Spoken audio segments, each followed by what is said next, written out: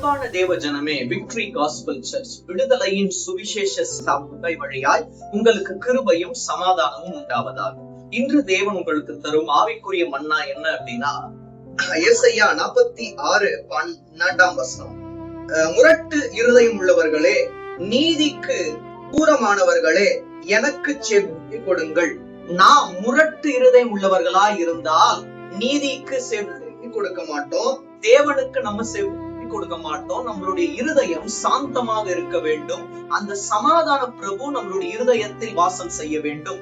அவ்வாறு சமாதான பிரபு இருதயத்தில் வாசம் செய்வாரே ஆனால் நம்மளுடைய இருதயம் முரட்டு இருதயமாய் இருக்காது. அவ்வாறு இருந்தால் நாம் நீதிக்கு தூரமாவோம். நீதிக்கு தூரமாக கூடாதுன்னா நம்மளுடைய இருதயம் முரட்டு இருதயமா இருக்கக்கூடாது.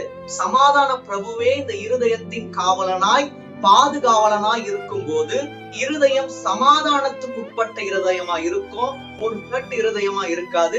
தேவன் தாமே உங்களுடைய இருதயத்தை சாந்தப்படுத்துவாராக. தேவன் தாமே உங்கள் யாவரையும் ஆசீர்வதிப்பாராக. ஆமென்.